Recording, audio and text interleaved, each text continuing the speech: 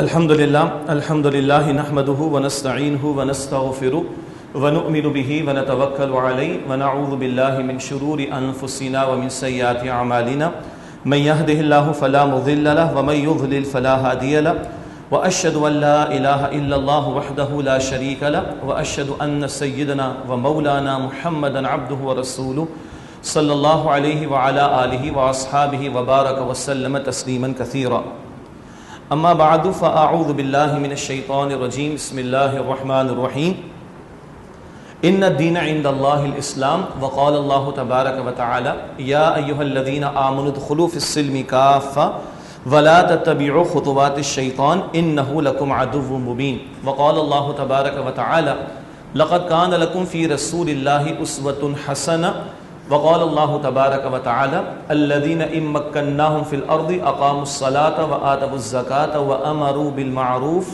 ونہوا عن المنکر وللہ عاقبۃ الامور صدق اللہ العظیم اللہم صلی علی محمد وعلی آل محمد وبارک وسلم رب اشرح لی صدری ویسر لی امری واحلل عقدۃ من لسانی یفقہوا قولی واجعل لی وزیرا من اہلی آمین یا رب العالمین۔ قرآن اکیڈمی مسجد جامع القرآن DHA کراچی میں یہ ہمارا ویسے تو ماہانہ سلسلہ درس قرآن کا ہوتا ہے، البتہ ان دنوں آج کل تنظیم اسلامی کے زیر اہتمام پورے پاکستان میں ریاست مدینہ مہم کا اہتمام کیا جا رہا ہے، تو اسی نسبت سے آج کی نشست کا جو موضوع مقرر کیا گیا وہ ہے ریاست مدینہ اور پاکستان۔ جن باتوں پر ہم گفتگو کریں گے اس میں ایک سوال کا جواب ہے کہ یہ ریاست مدینہ مہم اس کی آخر وجہ کیا ہے، اس کی ضرورت آخر کیا ہے۔ دوسرا ایک سوال یہ ہے کہ PTI کی گورنمنٹ کو ابھی 100 دن بھی پورے نہیں ہوئے اور آپ لوگوں نے ریاست مدینہ کی مہم شروع کر دی، تو اس کا بھی جواب انشاءاللہ مختصراً آپ کے سامنے رکھا جائے گا۔ تیسری بات بڑے مثبت انداز میں جب ہم ریاست مدینہ کہتے ہیں تو یقیناً اس کی نسبت نبی اکرم صلی اللہ علیہ وسلم کی طرف جاتی، تو یہ جاننا ضروری ہے کہ نبی اکرم علیہ السلام کی تشریف آوری کس مقصد کے لیے ہوئی تھی، آپ کا مقصد بعثت کیا تھا، آپ کا پروفٹ ہوڈ کا جو مشن اسٹیٹمنٹ تھا وہ کیا تھا، اس پر کلام کریں گے انشاءاللہ۔ پھر ایک عظیم جد و جہد کے نتیجے میں جو ریاست نبی اکرم علیہ السلام کے عہد میں قائم ہوئی اور جس کی بتمام و کمال برکتیں سیدنا عمر فاروق رضی اللہ تعالیٰ عنہ کے دور میں دکھائی دیتی ہیں، اس کے فیچرز کیا تھے، اس کے خد و خال کیا تھے، اس پر بھی کچھ کلام کریں گے انشاءاللہ تعالی۔ پھر کیونکہ مہم اس موضوع کا ایک حصہ ہے پاکستان کے عنوان سے، یعنی پاکستان کا لفظ بھی شامل ہے، تو پھر اس پاکستان سے اس کو جوڑنے کی کوشش کی جائے کہ یہ ملک جو ہم نے 70 برس سے حاصل کیا ہوا ہے اس کا مقصد کیا تھا۔ اور خوش قسمتی سے یہاں جو آئین موجود ہے گو کہ اس میں کچھ منافقت بھی ہے اور کچھ چور دروازے بھی ہیں، آئین کی کچھ اہم ترین شقوں کو بائی پاس کرنے کے لیے، اس کے باوجود بھی آئین کے اندر بڑا مواد موجود ہے اس پاکستان کو ریاست مدینہ کا ایک درجے میں ریپلیکا یا نمونہ بنانے کے اعتبار سے۔ اس ذیل میں کچھ بنیادیں ہمارے ملک میں پہلے سے موجود ہیں، ان کا بھی ذکر ہوگا، اور کرنے کے کچھ کام کیا ہو سکتے ہیں اس کا بھی ذکر آپ کے سامنے آخر میں کیا جائے گا۔ مزید آپ کو پریشان ہونے کی ضرورت نہیں ہے، کوئی 2-4 گھنٹے کا لیکچر نہیں ہے، انشاءاللہ کوشش کریں گے کہ 1 گھنٹے کے اندر یہ سارے موضوعات ایک درجے میں ہمارے سامنے آ جائیں۔ سب سے پہلے ریاست مدینہ مہم جو 30 ستمبر سے کراچی میں تنظیم اسلامی کے زیر اہتمام ایک کانفرنس ہم نے منعقد کی گلشن اقبال میں، اور اسی سے گویا کہ تنظیم اسلامی کے تحت پورے پاکستان میں ریاست مدینہ مہم کا آغاز ہوا، جس کے تحت معروف جو شہر ہیں ہمارے ان میں کانفرنسز کا انعقاد ہے، جمعے کے خطبات میں کلام ہے، میڈیا میں اگر کہیں کوئی گفتگو کا موقع ملے گا تو وہاں پر کلام ہے، ہمارے جو عمومی دروس قرآن ہوتے ہیں ان میں اس کا اہتمام ہے۔ پھر ایک سپلیمنٹ ہم نے خاص طور پر اس حوالے سے شائع کیا ہے، اس کی تقسیم ہے، ایک ہینڈ بل آپ کہہ لیجیے اس کو بھی تقسیم کرنے کا ارادہ ہے۔ مساجد کے ائمہ اور علماء کرام کے نام ایک خط ہمارے امیر تنظیم اسلامی حافظ عاقب سعید صاحب نے تیار کیا، وہ ان تک پہنچانے کی بات ہے۔ اخبارات میں سپلیمنٹ یا مزید اشتہارات اس میں دے کر اس موضوع کی طرف متوجہ کرانا، یہ سارے امور اس ریاست مدینہ مہم کے اندر شامل ہیں۔ وجہ کیا بنی ہے؟ اس کی وجہ بڑی دلچسپ ہے، آپ کو یاد ہوگا ایک تو یہ بات آپ کے علم ہے کہ تنظیم اسلامی الحمدللہ دعوت دین اور اقامت دین کی جد و جہد میں اللہ کی توفیق سے سرگرم عمل ہے، اور اسی کے ذیل میں امر بالمعروف نہیں عن المنکر، یہ ایک مستقل فریضہ ہے امت کا، نیکی کا حکم دینا، بدی سے روکنا، اور منکرات کی آگاہی کے پتہ تو چلے کہ کیا چیزیں منکرات میں ڈونٹس کیا ہے ہمارے دین نے جو بیان کیے، یعنی منکرات وہ برائیاں جن سے ہمیں اپنے آپ کو بچانا ہے۔ تو ان منکرات سے روکنے کی بھی ہم کوشش کرتے ہیں، اور اس کے حوالے سے ہر 3 مہینے کے بعد کسی ایک منکر کے حوالے سے مقامی علاقوں کے اندر ہم گفتگو رکھتے ہیں، اپنے دروس میں گفتگو رکھتے ہیں، کچھ کارنر میٹنگز کرتے ہیں، مثلا سود کے عنوان سے کہ یہ غلط ہے، اللہ نے منع فرمایا، بے حیائی بے پردگی کا معاملہ ہے، کبھی ویلنٹائنس ڈے کا معاملہ آ جاتا ہے، کبھی اور برائیاں ہیں۔ تو ہر 3 مہینے کے بعد ایک چھوٹے پیمانے پر علاقائی سطح پر ہم اس طرح کی مہمات کا انعقاد کرتے ہیں۔ البتہ کچھ عرصے پہلے آپ کو یاد ہوگا کہ تنظیم اسلامی کے زیر اہتمام انسداد سود مہم منعقد کی گئی، یعنی سود کا خاتمہ ہو، اس کے حوالے سے پاکستان بھر میں ہم نے مہم چلائی، اور الحمدللہ آپ بھی گواہ ہوں گے، میرے اپنے بھی تجربات ہیں علماء کے طبقے سے، ایون میڈیا والوں کے طبقے سے، الحمدللہ، حتیٰ کہ بعض پولیس کے لوگوں نے کہا کہ جتنا منظم مظاہرہ آپ نے 2-2 کلومیٹر پر کھڑے ہو کر کیا، کراچی کے اندر اس کی مثالیں نہیں ملتی کہ بڑے منظم انداز سے ہم نے وہ مہم منعقد کی، اور اس میں اللہ مزید ہمیں توفیق دے، منظم انداز کے ساتھ، پرامن انداز کے ساتھ سڑکوں پر ہم پلے کارڈز لے کر کھڑے ہوئے۔ اس مہم کی ایک وجہ بنی تھی، وہ وجہ یہ تھی کہ سپریم کورٹ میں بھی سود کی ممانعت ہونی چاہیے پاکستان میں، اس حوالے سے ہم کیس کو لے کر چل رہے ہیں تنظیم اسلامی کے تحت۔ جماعت اسلامی کے حضرات بھی ماضی میں کام کرتے رہے، تنظیم اسلامی بھی اس کو پرسو کر رہی ہے، اور بڑی محنت سے وکلاء کا ایک پینل ہمارے پاس، علماء کے ساتھ رابطہ اور ان کی رہنمائی اور ان کے مشورے سے اس کارگزاری کو آگے بڑھانا ہوتے ہوتے وہ شرعی عدالت سے سپریم کورٹ میں گیا، سپریم کورٹ سے شرعی عدالت میں گیا، پھر سپریم کورٹ کے اندر گیا، وہاں بات چلتے چلتے ایک مقام پر پہنچی تو ایک فاضل جج صاحب نے، الفاظ ان کے یہ تھے کہ صاحب جو سود نہیں لے رہا تو بہت اچھی بات ہے، اللہ اس کو جزائے خیر عطا فرمائے، اور جو سود لے رہا ہے اللہ تعالیٰ اس کو پوچھ لے گا، یہ کہہ کے انہوں نے ڈسمس کر دیا کیس کو۔ تو بھائی اگر اللہ تو بالکل پوچھے گا تو پھر آج عدالتوں کی ضرورت کیا ہے، سارے قوانین کی ضرورت کیا ہے، آپ کے جج بن کر بیٹھنے کا جواز کیا رہ جاتا ہے؟ ساری آپ پوری قوم کی دولت کے اوپر، ٹیکسز کے اوپر آپ کو جمعرات ملتی ہے، اس کا کیا جواز رہ جاتا ہے؟ اللہ تو ضرور پوچھے گا، مگر اللہ نے زمین پر نظام بنایا ہے، قوانین عطا کیے۔ اور پھر بہرحال اس سخت بات ہم نے پریس کلب پر کہہ بھی دی تھی، بڑے ادب سے میں عرض کروں، کوئی آپ کے بیٹے کو قتل کر دے تو آپ بڑے آرام سے کہیں گے اللہ پوچھ لے گا، یا آپ کارروائی کریں گے اس کے قاتل کے خلاف؟ اور اللہ اس کے رسول سے جنگ ہو رہی ہے اور بڑے آرام سے آپ کامنٹس دے دیں کہ جو نہیں لے رہا تو بہت اچھی بات ہے بھائی، جو لے رہا اللہ تعالیٰ پوچھ لے گا۔ آپ کو یہ اسٹیٹمنٹ شاید یاد آئے ہوں گے۔ یہ ٹریگر تھا اس کام کے لیے جو پھر ہم نے پورے پاکستان میں ایک مہم شروع کی انسداد سود کے حوالے سے، اور بڑے پیمانے پر الحمدللہ اس میں کام ہوا۔ جمعے کے خطبات میں، میڈیا پر کلام ہوا، بروشرز تقسیم کیے گئے، ہینڈبلز تقسیم کیے گئے، حکومتی اداروں تک بات کو پہنچانے کی کوشش کی گئی، اور علماء کے طبقے سے بھی، حتیٰ کہ اس وقت کے وفاقی وزیر مذہبی امور یوسف صاحب، پورا نام میں اس وقت مس کر رہا ہوں ان کا، انہوں نے بھی تحسین کے کہا یہ کام جاری رکھے، گو کہ میں وزیر ہوں حکومت کا، وہ ایک الگ بحث ہے، لیکن آپ لوگ یہ کام، سردار یوسف صاحب اچھے نفیس آدمی ہیں، تو انہوں نے کہا کہ کام آپ جاری رکھیے۔ تو یہ جو مہمات ہوا کرتی ہیں یہ کبھی کبھار کا معاملہ ہے، کوئی ایشو اٹھتا ہے تو اس ایشو کو بنیاد بنا کر دین کی رہنمائی کیا اس کو لوگوں کے سامنے رکھنا چاہتے ہیں۔ اب آئیے اصل بات کی طرف، یہ ریاست مدینہ مہم کی وجہ کیا بنی؟ یہ بڑا مثبت پہلو ہے جو میں آپ کے سامنے رکھ رہا ہوں۔ وہ جج صاحب کے ریمارکس تو بڑے نیگیٹو تھے، تو اس کی بنیاد پر ہم نے انسداد سود کے حوالے سے مہم کا آغاز کیا۔ اب جو یہ وجہ بنی ہے بنیادی طور پر، ماضی میں تو پی ٹی آئی کے جلسوں کے اندر اس بات کا ذکر ہوتا تھا، اور برملا جب حکمرانی مل گئی ہے اور وزیر اعظم عمران خان صاحب بن گئے ہیں، تو بلا شبہ وہ اپنی تقریر کے آغاز میں ایاک نعبد و ایاک نستعین کے الفاظ بھی پڑھتے ہیں۔ الحمدللہ اچھی بات ہے، اس کو تو اپریشیٹ کیا جا سکتا ہے نا، کرنا چاہیے۔ اس کے علاوہ جو اولین 2-4 تقاریر ان کی ہمارے سامنے آئیں، اس میں ریاست مدینہ اسلامی فلاحی ریاست، قائد اعظم کیسی اسلامی فلاحی ریاست چاہتے تھے، اقبال کا کیا خواب تھا، تو ہم اس کی تعبیر چاہتے ہیں۔ یہ وہ چند جملے ہیں جن کو ہم مثبت انداز سے لے رہے ہیں۔ اچھا، ہماری پوزیشن اس سے بھی بہت واضح ہے تنظیم اسلامی کی کہ ہم لوگ پاور پالیٹکس میں نہیں۔ یہ بات بھی کچھ اہل علم نے کہی ہے کہ یہ جو آپ مہم میں کام کر رہے ہیں یہ آپ ہی کو زیب دیتا ہے، کیونکہ اور ہم لوگ کریں گے، دیگر بعض مذہبی سیاسی جماعتیں، تو فوراً الزام لگے گا یہ تو اپوزیشن کے اندر ہے نا، تو یہ تو عمران خان کو اپوز کر رہے ہیں۔ ہمارا مطمع نظر کیا ہے؟ وہ اللہ کے رسول علیہ السلام کی ایک حدیث ہے، صحیح مسلم شریف میں آپ نے فرمایا الدین النصیحہ، دین نصح و خیر خواہی کا نام، سمپتھی ہونا چاہیے اور دوسروں کے ساتھ ہمدردی ہونی چاہیے، تو دین نصح و خیر خواہی کا نام ہے۔ پوچھا گیا اللہ کے پیغمبر علیہ السلام کس کے ساتھ؟ فرمایا کہ للہ ولی کتابہ ولی رسولہ ولی ائمۃ المسلمین وعامتہم، اللہ کے ساتھ بہتر ترجمہ ہوگا وفاداری، اللہ کے رسول علیہ السلام کے ساتھ وفاداری، اللہ کی کتاب قرآن حکیم کے ساتھ وفاداری، مسلمانوں کے ائمہ ذمہ دار حکمرانوں کے ساتھ خیر خواہی، اور عام مسلمانوں کے ساتھ خیر خواہی کرنا۔ تو یہ جو ہے الدین النصیحہ، بہت جامع حدیث اللہ کے نبی علیہ السلام کی دین کا ایک پورا خلاصہ، اور دین کے گوشے اس حدیث میں واضح ہوتے ہیں۔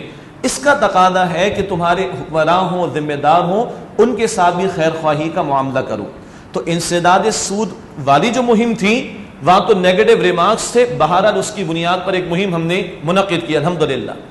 یہاں مثبت پہلو کے طور پر ہم لے رہے ہیں اس کو، اور ان مثبت جملوں کو ہائی لائٹ کر رہے ہیں اور توجہ دلا رہے ہیں کہ بھائی اچھی بات ہے، اگر کم سے کم حکمرانوں کی طرف سے بات آئی تو اس کو اپریشیٹ کیا جائے اور مثبت کام کی طرف توجہ دلائی جائے، جو ہمارا اصل کام ہے۔ وہ کیا ہے؟ ہم اللہ کے بندے اور نبی اکرم صلی اللہ علیہ وسلم کے نمائندے ہیں۔ اب اس دین کو سیکھ کر اس پر عمل کرنا اور اس کی دعوت پیش کرنا اور اس کے لائے ہوئے نظام کو قائم کرنے کی جد و جہد کرنا ہمارا فرض ہے۔ یہ تو مستقل ذمہ داری ہے جو تنظیم اسلامی الحمدللہ انجام دینے کی کوشش کر رہی ہے۔ البتہ یہ موقع ملا ہے تو ہم نے اس کو غنیمت جانا اور یہ ریاست مدینہ مہم کا آغاز کیا ہے۔ ایک اور نقطہ جان لیجئے کہ جو شخص دین کا داعی ہو، جسے کہیں کبھی بھی دین کا کام کرنا ہے کسی معاشرے میں، ماحول میں، وہ تلاش میں رہتا ہے، کسی موقع کی تلاش میں رہتا ہے کہ کب اس کو حق بات پیش کرنے کا موقع ملے۔ تو اس بات کو تنظیم اسلامی کی جانب سے ہم مثبت انداز میں لے رہے ہیں اور عوام الناس میں بھی اس بات کو پریزنٹ کر رہے ہیں، اور کوشش ہے کہ جو بھی پی ٹی آئی کے حضرات ہیں، گورنمنٹ میں جو لوگ ہیں، ان تک بھی ان باتوں کو پہنچایا جائے۔ کچھ اسلام آباد میں بھی رابطے ہوئے، اور اسلام آباد میں ہمارا ایک سیمینار انشاءاللہ 21 تاریخ کو ہوگا اسی اکتوبر کی، اور امید ہے کہ وہاں حکمراں جماعت میں سے ایک دو حضرات انشاءاللہ جو بڑے ذمہ دار ہیں وہ وہاں پر انشاءاللہ شرکت بھی کریں گے۔ تو یہ تمام تر اس مثبت انداز سے ہے، اور پھر قرآن کے ایک اصول بھی سامنے رہے۔ اللہ سبحانہ وتعالی نے فرمایا سورۃ المائدہ کی آیت نمبر 3 میں، تعاونوا علی البر والتقوی ولا تعاونوا علی الاثم والعدوان، نیکی اور تقوی کے کاموں میں ایک دوسرے کے ساتھ تعاون کرو اور گناہ اور زیادتی کے کاموں میں ایک دوسرے کے ساتھ تعاون نہ کرو۔ تو یہ تو تمہید تھی کہ ریاست مدینہ مہم، اور آج اس کے ذیل میں ماہانہ درس کا عنوان ریاست مدینہ اور پاکستان۔ تو اس کا پس منظر کیا ہے، جس کو عام طور پر ہم شان نزول کہتے ہیں قرآن کی تفسیر میں، کیا وجہ بنی ہے، وہ وجہ میں نے آپ کے سامنے عرض کی ہے۔ اب آئیے اگلی بات، ریاست، کیا دین کو ریاست کی ضرورت ہے؟ کیا دین چاہتا ہے کہ ریاست ہونی چاہیے؟ اگر آج ریاستوں کا تصور ہمارے سامنے ہو جہاں اجتماعی معاملات ایک نظم کے تحت چلتے ہیں، اتھارٹی کے تحت چلتے ہیں، خواہ اس میں انتظامیہ ہو، مقننہ عدلیہ ہو اور دیگر ریاست جو اسٹیٹ کرافٹ آج کل کی جس کو آپ کہہ لیجئے، یہ تصور اگر ہمارے ذہن میں ہو تو ایک سوال کا جواب بڑا یہ آسان ہے کہ کیا دین کو ریاست کی ضرورت ہے؟ کیا دین غلبہ اور قوت چاہتا ہے، جس کو فقہا کہتے ہیں قوت نافذہ، تو پاور ٹو انفورس، امپلیمنٹ کرنے کے لیے، انفورس کرنے کے لیے قوت کا ہونا؟ کیا دین کو اس کی ضرورت ہے؟ سادہ سا جواب ہے بالکل۔ کیوں؟ دین صرف چند موڈس آف ورشپ کا نام نہیں، دین اسلام کی بات کر رہا ہوں، یہ صرف چند مراسم عبودیت، یہ چند عبادات کا مجموعہ نہیں، یہ چند انڈیویجول لیول کی باتوں کا مجموعہ نہیں، جسے انگریزی میں ہم ریلیجن کہتے ہیں۔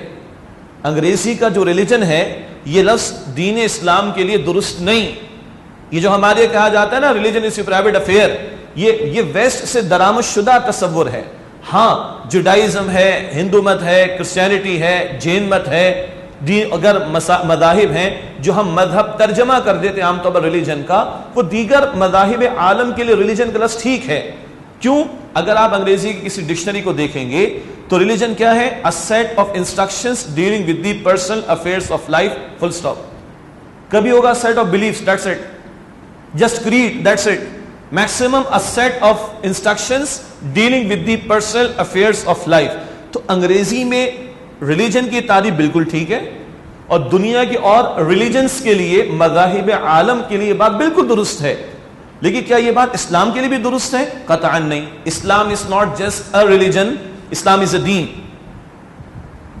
ہاں اسلامی انفرادی زندگی کے لیے بھی، پرسنل افیئرس آف لائف کے لیے بھی رہنمائی عطا کرتا ہے، مگر یہ صرف چند پرسنل افیئرس آف لائف تک محدود نہیں ہے، یہ کوڈ آف لائف ہے، یہ سسٹم آف لائف، اور یہ انڈیویجول اور کلیکٹو دونوں سطحوں پر، انفرادی اور اجتماعی دونوں سطحوں پر رہنمائی عطا کرتا ہے۔ یہ ہے ہمارے دین کا تصور۔ اسی لیے اللہ کبھی قرآن میں یہ کہتا ہے ان الدین عند اللہ الاسلام، سورہ آل عمران آیت نمبر 19، دین، سسٹم آف لائف صرف اللہ کے نزدیک اسلام ہے۔ اسی طرح اللہ فرماتا ہے سورہ آل عمران آیت نمبر 85 میں وَمَن يَبْتَغِي غَيْرَ الْإِسْلَامِ دِينًا فَلَن يُقْبَلَ مِنْهُ، جو اسلام کو چھوڑ کر کوئی اور دین، کوئی اور سسٹم آف لائف اختیار کرے گا وہ ہرگز اس سے ایکسیپٹیبل قبول نہیں ہوگا۔ وَهُوَ فِي الْآخِرَةِ مِنَ الْخَاسِرِينَ، اور ایسے لوگ آخرت میں خسارہ اٹھانے والے ہوں گے۔ قرآن کہتا ہے سورہ المائدہ کی آیت نمبر 3 میں، حجۃ الوداع کے موقع پر اس آیت کا ایک حصہ نازل ہوا، اليوم اکملت لکم دینکم، آج کے دن میں نے تمہارے لیے تمہارے دین کو مکمل فرما دیا، واتممت علیکم نعمتی، اور اپنی نعمت تم پر مکمل فرما دی، ورضیت لکم الاسلام دینا، اور اللہ فرماتے میں نے اسلام کو تمہارے لیے دین کے طور پر پسند کر لیا، not as a religion but as a دین۔ پھر اللہ مطالبہ کرتا ہے سورہ البقرہ کی آیت نمبر 208 میں، یا ایھا الذین آمنوا ادخلوا فی السلم کافہ، اے ایمان والو اسلام میں پورے کے پورے داخل ہو جاؤ۔ اور اللہ کا کلام کہتا ہے جزوی طور پر اسلام پر عمل قابل قبول نہیں۔ سورۃ البقرہ آیت نمبر 85 ہے 85، افتؤمنون ببعض الکتاب وتکفرون ببعض، کیا تم کتاب کے بعض حصوں کو مانتے ہو بعض کو نہیں مانتے؟ کچھ احکام پر عمل ہے کچھ پر عمل نہیں۔ اگر یہ تقسیم ہے، یہ پارشل اوبیڈینس ہے اللہ کے دین کی، یہ جزوی اسلام پر عمل تم کر رہے ہو، تو یہ تو قابل قبول ہی نہیں۔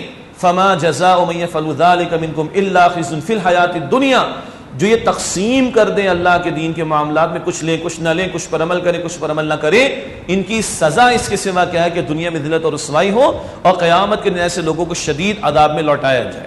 ان 5 آیات کا حاصل کیا ہے؟ اللہ کے ہاں سسٹم آف لائف، دین صرف اسلام، اللہ کے ہاں اسلام کے سوا کوئی اور دین قابل قبول نہیں۔ اللہ نے دین مکمل کر کے دیا ہے، اور ایز اے دین دیا ہے، ایز اے ریلیجن نہیں دیا ہے۔ اللہ پورے کے پورے دین پر عمل کا مطالبہ کرتا ہے، اور اللہ کے ہاں جزوی طور پر دین پر عمل کرنا، پارشل اوبیڈینس کرنا اس کی اور اس کے دین کی، یہ اللہ کے ہاں قابل قبول نہیں ہے۔ اب جب ہم کہتے ہیں ریاست مدینہ، تو میں نے عرض کیا تھا نسبت کہاں جا رہی؟ رسول اللہ علیہ السلام کی طرف۔ آئیے وہاں سے پوچھیں کیا مشن تھا رسول اللہ علیہ السلام کا؟ قرآن 3 مرتبہ فرماتا ہے، مشہور آیت ہے جو ہمارے دروس میں ہر مرتبہ ہی کم و بیش آتی ہے، سورہ صف کی آیت نمبر 9، سورہ فتح کی آیت نمبر 28، سورہ توبہ کی آیت نمبر 33 میں ذکر ہوا، هو الذی ارسل رسولہ بالہدی ودین الحق لیظہرہ علی الدین کلہ، اللہ جس نے اپنے رسول مکرم صلی اللہ علیہ وسلم کو بھیجا الہدا، مکمل ہدایت نامہ، کمپلیٹ گائیڈنس، دین قرآن دے کر، ودین الحق، دین حق، دین اسلام دے کر، لیظہرہ علی الدین کلہ، تاکہ آپ اس دین حق کو کل نظام زندگی پر غالب فرما دیں۔ اس مشن کے ساتھ محمد مصطفیٰ علیہ السلام بھیجے گئے۔ قرآن صرف پڑھنے پڑھانے کے لیے اور چھاپنے کے لیے نہیں دیا گیا، صرف تلاوت کے لیے نہیں دیا گیا جس کا اجر ہے، صرف سیکھنے سکھانے کے لیے نہیں دیا گیا جو کہ ضروری ہے، یہ قرآن اس لیے دیا گیا اس کا نفاذ۔ 3 مرتبہ قرآن میں اللہ کے فتاوی، سورہ مائدہ کی آیت نمبر 44، 45، 47، من لم يحكم بما انزل الله فاولئك هم الكافرون فاولئك هم الظالمون فاولئك هم الفاسقون، جو اللہ کے نازل کردہ کلام کے مطابق فیصلے نہیں کرتے وہی تو کفر کر رہے ہیں، وہی تو ظلم کر رہے ہیں، وہی تو فسق یعنی نافرمانی کر رہے ہیں۔ تو یہ قرآن اپنا نفاذ چاہتا ہے، اپنے احکام کا نفاذ چاہتا ہے، اور اس قرآن نے صرف عبادت یعنی نماز، عبادات معاف کیجیے گا، موڈز اور ورشپ، صرف نماز، زکوٰۃ، روزہ، حج، عمرہ، قربانی نہیں سکھایا، یہ بھی سکھایا، حقوق العباد بھی بتائے، وہ بھی یقیناً بتائے۔ اس سے بڑھ کر اس اسلام، اس قرآن نے معاشرے کے لیے معیشت کی تعلیمات بھی عطا فرمائی، لوگوں کی جان مال عزت آبرو کے لیے سزاؤں کا بھی حکم دیا، اور اکنامک امبیلنس سے بچانے کے لیے، معاشی ناہمواری سے بچانے کے لیے عدل کا ضابطہ بھی دیا، کئی لا یکون دولۃ بین الاغنیاء منکم، سورہ حشر آیت نمبر 7، دولت تمہارے چند افراد، امیر افراد کے درمیان کنفائنڈ ہو کر، محدود ہو کر نہ رہ جائے۔ پھر اس قرآن نے سود کی ممانعت کا ذکر کیا، جوئے کی ممانعت کا ذکر کیا، ناپ تول کی کمی سے روک، اینڈ سو آن، ناپ تول کی کمی سے روکا۔ یہ احکامات تو انفرادی زندگی تک نہیں محدود، نہیں تو اجتماعی زندگی کے لیے، اور قرآن ان کا نفاذ چاہتا ہے۔ کیوں بھیجا محمد صلی اللہ علیہ وسلم کو؟ الہدا کیوں عطا کی گئی؟ دین حق کیوں عطا کیا گیا؟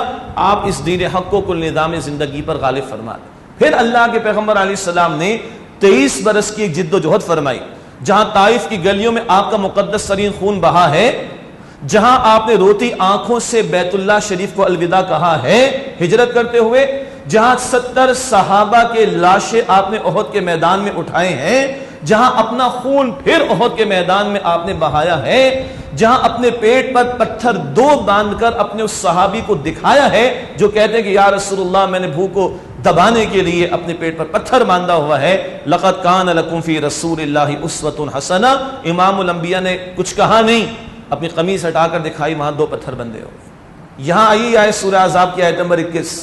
یہ صرف میٹھا کھانے کے لیے نہیں ہے، یہ 10-10 ہزار روپے کی خوشبو لگا کر لوگوں نے سمجھا کہ سنت کے تقاضے پورے ہو گئے، معاف کیجئے گا، یہ اس لیے نہیں ہے فقط۔ یہ اس کانٹیکس کیا ہے اس آیت کا؟ سورہ احزاب آیت نمبر 21 سورۃ الاحزاب میں آ رہی، غزوہ احزاب، بیٹل آف ٹرنچز جسے کہا جاتا ہے انگلش کے اندر۔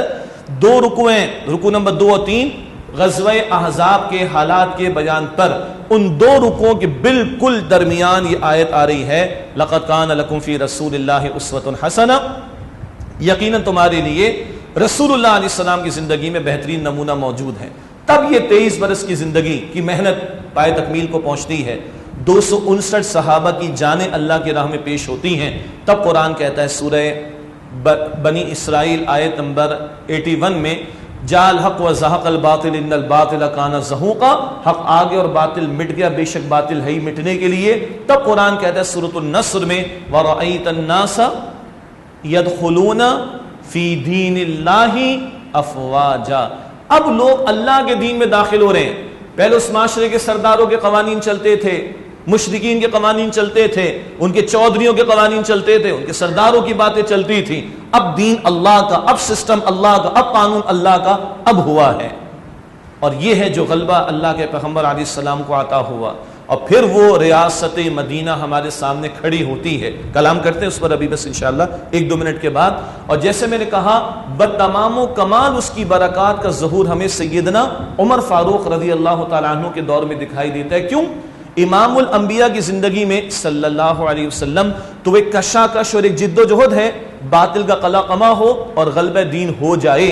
یہ ہو جانے کے بعد اب اس کا دفاع، یہ 2.5 برس صدیق اکبر رضی اللہ تعالیٰ عنہ کا دور ہے، اور جب وہ استحکام ملا ہے تو پھر برکتیں آدھی دنیا ہمارے قدموں میں، اور 22 لاکھ مربع میل سیدنا عمر فاروق رضی اللہ تعالیٰ عنہ کے پاس ہے۔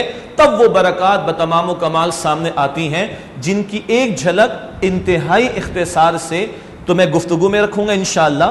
البتہ ایک سپلیمنٹ ہمارے ساتھیوں نے بڑی محنت سے تیار کیا ہے، وہ انشاءاللہ تعالیٰ آپ کو بعد میں پیش کر دیا جائے گا، تو اس میں یہ ریاست مدینہ کے خد و خال تھوڑی سی وضاحت اور آ جائے گی۔ عہد فاروقی رضی اللہ تعالیٰ عنہ میں کیا برکتیں سامنے آئیں، کچھ پوائنٹس آپ کے سامنے آ جائیں گے، ورنہ الفاروق پڑھیں شبلی نعمانی مرحوم کی حضرت عمر فاروق رضی اللہ تعالیٰ عنہ کے تعلق سے۔ ڈاکٹر حمید اللہ کا بڑا پیارا کام ہے ریاست مدینہ کے عنوان سے، اسی طرح کراچی یونیورسٹی کے ڈاکٹر نثار احمد صاحب، ان کا بڑا پیارا کام ہے اس حوالے سے، تو ان کا مطالعہ بھی انشاءاللہ تعالی مفید رہے گا۔ البتہ ایک سپلیمنٹ آخر میں ہم آپ کو پیش کریں گے، تو میری گفتگو جو انتہائی اختصار کے ساتھ خد و خال میں آپ کے سامنے رکھوں گا، اس میں تھوڑی سی وضاحت انشاءاللہ آپ کے سامنے آ جائے گی۔ اب آئیے، وہ ریاست مدینہ جو رسالت مآب صلی اللہ علیہ وسلم نے قائم فرمائی ہے، اس کے اصول اور چند خد و خال کیا تھے، میں 15 باتیں آپ کے سامنے انتہائی اختصار کے ساتھ رکھنا چاہوں گا انشاءاللہ۔ پہلی اصولی بات، یہ ریاست جو قائم ہوئی یہ امام الانبیاء نے قائم کی صلی اللہ علیہ وسلم۔ اب امام الانبیاء کا اسوہ نماز کے لیے بھی ہے، آپ نے فرمایا صلو کما رأیتمونی اصلی، نماز ایسے قائم کرو جیسے مجھے نماز ادا کرتے ہوئے دیکھتے ہو، خذوا عنی مناسککم، مجھ سے اپنے حج کے مناسک کو سیکھ لو۔ تو یہ عبادات کے لیے بھی اسوہ ہے، یہ شادی بیاہ کے لیے بھی اسوہ ہے، یہ ریاست کے حوالے سے بھی اسوہ اللہ کے پیغمبر کا ہی رہے گا صلی اللہ علیہ وسلم۔ ایک اور اصولی بات ہمیشہ سمجھ لیں، ہم بات کرتے ہیں کبھی فاتحین عالم کی، دنیا میں الیگزینڈر تھا، یہ تھا وہ تھا، اور ساتھ ہم اللہ کے رسول کی عظمت بیان کرتے ہیں، نو ڈاؤٹ صلی اللہ علیہ وسلم ان سے عظیم کوئی نہیں، مگر یاد رکھیے رسول اللہ کی پرائمریلی بنیادی اولین حیثیت وہ رسول اللہ ہونے کی ہے، وہ فاتح ہونے کی نہیں ہے، وہ جج ہونے کی نہیں ہے، وہ سب ہیں، مگر پرائمریلی بنیادی طور پر رسول اللہ علیہ السلام اللہ کے رسول.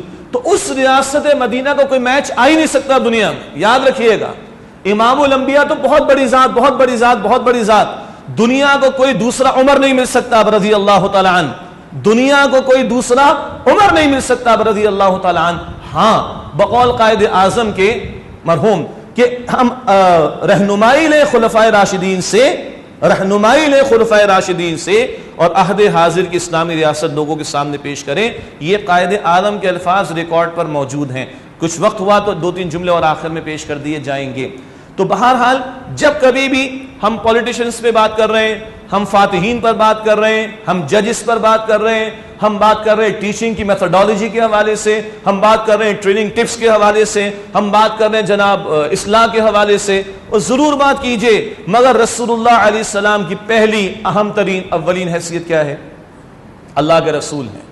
وہ جو ہے نا سورہ حجرات میں وَعَلَمُ أَنَّ فِيكُمْ رَسُولَ اللَّهِ, جان لو تمہارے درمیان اللہ کے رسول موجود ہیں. تو استاد محترم ڈاکٹر اسرار صاحب فرماتے تھے رحمۃ اللہ علیہ, بہت سادہ اور بڑی پیاری بات. دیکھو اے عائشہ تمہارے شوہر بھی ہیں, مگر پہلی حیثیت کیا ہے؟ ہاں, اللہ کے رسول. اے علی تمہارے کزن بھی ہیں رضی اللہ عنہ, اور تمہارے سسر بھی ہیں, مگر پہلی حیثیت کیا ہے؟ اللہ کے رسول. جب تک یہ کلیئرٹی بندہ مومن کو نہیں ہے, وہ غلطی کر جائے گا, وہ گستاخی کر جائے گا کمپیریزن کے اندر, معاذ اللہ. تو یاد رکھیے اس جیسی ریاست دنیا میں کبھی نہیں آ سکتی. ہاں, وہاں سے اصول لے کر کچھ کرنا چاہو تو کر سکتے ہو, وہ امام الانبیاء تھے. پر ایک ذرا جذباتیت والی بات آ گئی تو میں دل کی بات آپ کے سامنے رکھوں. کیوں میں نے یہ بات آپ کے سامنے رکھی؟ ہم کبھی کبھی احادیث بیان کرتے ہیں نا, اللہ کے پیغمبر علیہ الصلوۃ والسلام نے فرمایا کہ میں اور یتیم کی کفالت کرنے والا دونوں ساتھ ہوں گے, پھر انگلی میں ملا کر دکھاتے ہیں, ایسے کرتے نا. اللہ اکبر کبیرہ. صحابہ سے کوئی ادب سیکھے. اللہ کے پیغمبر علیہ السلام کے صحابی رضی اللہ تعالیٰ نے اپنے شاگردوں کو قربانی کے مسائل سکھا رہے تھے. مشہور واقعہ. اور قربانی کے جانور میں جو معروف عیب ہیں سب کو پتہ ہے, لنگڑا نہ ہو, ایسا نہ ہو, ایسا نہ ہو. وہ صحابی حدیث بیان کر رہے ہیں, میں نے اللہ کے رسول سے سنا صلی اللہ علیہ وسلم, اللہ کے رسول نے فرمایا قربانی کے جانور میں اگر یہ عیب ہو اور یہ عیب ہو اور یہ عیب ہو اور یہ عیب ہو تو اس کی قربانی درست نہیں. حدیث مکمل ہو گئی. اب سنیے صحابی کی بات. کیوں یہ صحابہ ہوئے؟ اللہ اکبر. کہتے ہیں دیکھو بھائی, یہ میرا ہاتھ ہے, یہ میری انگلیاں ہیں, وہ جو ہم نے دیکھا تھا وہ رسول اللہ کا ہاتھ, وہ انگلیاں رسول اللہ کی انگلیاں تھیں. میں نے کہہ تو دیا کہ 1 2 3 4 یہ 4 عیب ہو تو قربانی درست نہیں ہوگی, مگر یہ میرا ہاتھ ہے, وہ جو ہم نے دیکھا وہ رسول اللہ کا ہاتھ, یہ میری انگلیاں ہیں, وہ جو انگلیاں ہم نے دیکھی تھی وہ رسول اللہ کی. تو کوئی میچ ہی نہیں. لیکن کیا کرے, اللہ کہتا ہے لقد کان لکم فی رسول اللہ اسوۃ حسنہ, یقیناً تمہارے لیے رسول اللہ علیہ السلام کی زندگی میں بہترین نمونہ موجود ہے, تو وہیں سے لینا ہوگا. اب 15 باتیں. پہلی بات, اصولی بات کیا ہے؟ یہ ریاست مدینہ ایک نظریے کی بنیاد پر, آپ اس کو ہم اور آپ ایمان کا نظریہ کہیں, نظریہ توحید کہہ لیں, ایک ہی بات ہے. یہ اس اصول پر قائم ہوئی ہے. اور اصل الاصول اب کیا ہے؟ سورہ حجرات کی پہلی آیت, لا تقدموا بین یدی اللہ ورسولہ, ایمان والوں اپنے معاملات کو اللہ اور اس کے رسول علیہ السلام سے آگے نہ بڑھانا. بڑا پیارا نقطہ اہل علم نے بیان فرمایا, کوئی خاص معاملہ بیان ہوا ہی نہیں, یہ معاملہ آگے نہ بڑھانا. کیا مطلب ہے؟ چوائس ہی نہیں, باؤنڈ ہیں اپنے معاملات کو اللہ اور اس کے رسول سے آگے نہ بڑھانا. ہاں, حدیث شریف میں ہے ایک دائرہ جیسے کھینچ دیا جائے, مثلا ایک گھوڑا ہے, اس کو رسی باندھ دیں 10 فٹ کی مثال کے طور پر, تو میکسیمم کہاں تک جا سکتا ہے؟ 10 فٹ تک جا سکتا ہے نا. 8 پہ جا کے کھڑا ہو, 7 پہ جا کے اچھلے اور 10 پہ جا کے جمپ لگائے, اس سے آگے تو نہیں جا سکتا. اس باؤنڈری کے اندر ہی رہے گا نا. تو مسلمان کے لیے اللہ اور اس کے رسول علیہ السلام نے جو باؤنڈری سیٹ کر دی ہے وہ باؤنڈ ہے کہ اس کے اندر رہے, اس سے باہر نہیں جا سکتا. یہ پہلا امتیازی اصول ہے, پہلا بیسک فیچر ہے ریاست مدینہ کا, اور اس کی اتباع میں, اس کے تسلسل میں کہیں بھی مسلمان کو ریاست قائم کریں گے تو اصل اصول کیا ہے؟ یہ ریاست نظریے کی بنیاد پر ہے, یہ ریاست ایک اصولی بنیاد پر قائم ہے, اور وہ بنیاد ہے ایمان کی, توحید کی, اور اللہ اور اس کے رسول علیہ السلام کی اطاعت کی, بالادستی کی. یہ شے ہے جو ایک اسلامی ریاست اگر آج قائم ہو تو اس کو ممتاز کر دے گی بقیہ تمام کی تمام ریاستوں سے. باقی چند اور باتیں. دوسری بات، اللہ کے پیغمبر علیہ السلام نے ایک دن میں ریاست قائم نہیں کی، ایک پورے پروسیس سے افراد کو گزارا ہے. اگر اس کو ہم مکے کے 13 برس کہیں تو قرآن کی تلوار چلی ہے اس معاشرے میں، قرآن کے ذریعے دعوت، قرآن کے ذریعے تربیت، قرآن کے ذریعے جماعت کو منظم کرنا اور صبر کے کٹھن مراحل سے گزارنا. 4 مرتبہ قرآن نے کہا، سورہ جمعہ کی آیت نمبر 2 میں بھی ہے، یتلو علیہم آیاتہ ویزکیہم ویعلمہم الکتاب والحکمہ. اللہ کے پیغمبر علیہ السلام اللہ کی آیات کی تلاوت کرتے ہیں، لوگوں کا تزکیہ کرتے ہیں، احکام کی تعلیم دیتے ہیں اور حکمت کی باتیں سکھاتے ہیں. مکے کے 13 برس لوہے کی تلوار نہیں چلی، قرآن کی تلوار چلی. قرآن کہتا ہے سورہ فرقان کی آیت نمبر 52 میں، وجاہدہم بی جہادا کبیرا، اے نبی سے بڑا جہاد کیجئے قرآن کے ذریعے سے. افراد پر محنت ہوئی. 313 تو دکھائی دیتے ہیں الحمدللہ، مگر 313 کب آئے ہیں؟ یہ سن 2 ہجری میں دکھائی دیتے ہیں. اس سے پہلے کیا ہوا ہے؟ بڑا پیارا شعر ہے، بہرحال مجھے اشعار کم یاد ہوتے ہیں. ایک شعر یاد ہے کہ خدا کے کام دیکھو بعد کیا ہے اور کیا پہلے. خدا کے کام دیکھو بعد کیا ہے اور کیا پہلے، نظر آتا ہے مجھ کو بدر سے غار ہرا پہلے. یہ بدر کے 313 جو کھڑے ہوئے اور جن کے کھڑے کیے جانے کے دن کو رب نے یوم الفرقان قرار دیا ہے، حق و باطل میں فرق کر دینا قرار دیا ہے، یہ 313 قرآن سے پروڈیوس ہوئے تھے. یہ اللہ والے تھے جن کا مطمع نظر اللہ کی ذات، اللہ راضی ہو جائے. بعد کے دور کا واقعہ، سیدنا علی ایک شخص کے سینے پر سوار ایک کافر ہوگا اور اس کو قتل کرنے لگے، اسے تھوک دیا، اپنا ہاتھ روک لیا. سیدنا علی نے ہاتھ روک لیا، کہا کیوں قتل نہیں کرتے؟ سنیے گا، اللہ اکبر، ہم ہوتے تو اور بے دردی سے مارتے اس کو. کہا بھائی بات سن، اب تک قتل کر رہا تھا تجھے اللہ کے لیے، اب تو نے تھوک دیا تو امکان ہے میرے انتقام کے جذبات کو اس میں دخل ہو جائے اور میرا یہ عمل اللہ کے لیے خالص نہ رہے، اس سے میں نے تجھے چھوڑ دیا. اب وہ ایمان نہیں لایا ہوگا اور کیا کیا ہوگا اس نے؟ امیجن کریں کون تھے یہ لوگ، عجیب تھے نا، عجیب ہی لوگ تھے. اللہ اکبر، یہ اللہ والے پروڈیوس ہوئے پہلے. تو افراد پر محنت ہے، ایک معاشرہ بنا ہے. ہجرت کے فوراً بعد ریاست اس انداز سے قائم نہیں ہوئی جیسے کہ ریاست آج ہوا کرتی ہے. یہ جو فتح مکہ کے بعد ایک اقتدار ملا ہے، ہجرت کے بعد تمکن ملا ہے، اختیار ملا ہے. یہود کے قوانین بھی چلتے تھے، نبی علیہ السلام بھی حکم دیا کرتے تھے. بتمام و کمال جس کو آج ہم ریاست کہتے ہیں اس کی شکل تو فتح مکہ کے بعد سامنے آ رہی، لیکن ہجرت کے بعد ایک معاشرہ قائم ہوتا ہے. اس معاشرے کی کیفیت کیا ہے؟ ایک ہی بات کافی، ایک گھر سے کھانا چلتا ہے. یاد آ گیا؟ ایک روایت میں 7 افراد کا ذکر، ایک میں 11 افراد کا ذکر. جس گھر سے چلا اسی گھر واپس آ گیا. کیوں؟ ہر شخص کہہ رہا ہے میرا برابر والا زیادہ بھوکا ہے، وہ زیادہ حاجت مند ہے. اور قرآن کی وہ تعبیر سامنے آتی ہے، وَيُؤْثِرُونَ عَلَىٰ أَنفُسِهِمْ وَلَوْ كَانَ بِهِمْ خَصَاصَةٌ، وہ اپنے اوپر دوسروں کو ترجیح دیتے چاہے خود ہی کتنے ہی ضرورت مند کیوں نہ ہوں. اللہ اکبر. تو دوسری بات، فرد، افراد پر محنت، ان کے دلوں کو بدلنا. ہم پائیدار تبدیلی چاہتے ہیں، بلکہ تبدیلی ایک سلوگن ہے نا آج، پائیدار تبدیلی ادھر سے آتی ہے. یہ بدلے ہوئے افراد ہی کوئی واقعتاً تبدیلی لے کر آ سکتے ہیں. کوئی ونڈو ڈریسنگ کر کے تیزی سے کوئی تبدیلی آیا بھی جائے گی تو اتنی تیزی سے جھکڑ چلے گا چلی بھی جائے گی، ایسا نہیں. بلکہ افراد پر محنت ہوئی ہے، قرآن کے ذریعے سے محنت ہوئی ہے، اللہ والا ان کو بنایا گیا. آخرت کا ذکر میں آخر میں کروں گا انشاءاللہ تعالی. تیسری بات، اللہ کے پیغمبر علیہ السلام ہجرت فرما رہے، اصول اور ایک مینیفیسٹو عطا کیا جا رہا ہے. کل تمہیں حکمرانی ملے گی، اقتدار ملے گا، اختیار ملے گا، تمکن ملے گا، کیا کرو گے؟ مینیفیسٹو کیا ہے؟ سورہ حج کی آیت نمبر 41 الذین ان مکناہم فی الارض اقاموا الصلاة وآتوا الزکاة وامروا بالمعروف ونہوا عن المنکر. جنہیں ہم زمین میں اقتدار اور اختیار عطا کریں گے، نماز قائم کریں گے. جن کے ہاتھ میں اختیار ہو ان کا نماز قائم کرنا وہ نہیں ہے جو میں نے اور آپ نے بھی عشاء کی جماعت ادا کی ہے، نہ، وہ لیڈ کریں گے، ہاں وہ امامت کریں گے جی. اور نظام ایسا ہوگا کہ لوگوں کے لیے نماز ادا کرنا آسان ہو. ورکنگ آورز کے بیچ میں نماز آ رہی تو کام رکے گا اور نماز ادا کرنے کا موقع ہوگا اور اس کی فیسلٹیز بھی اویلیبل ہوں. یہ ریاست کا کام، اسلامی ریاست کا.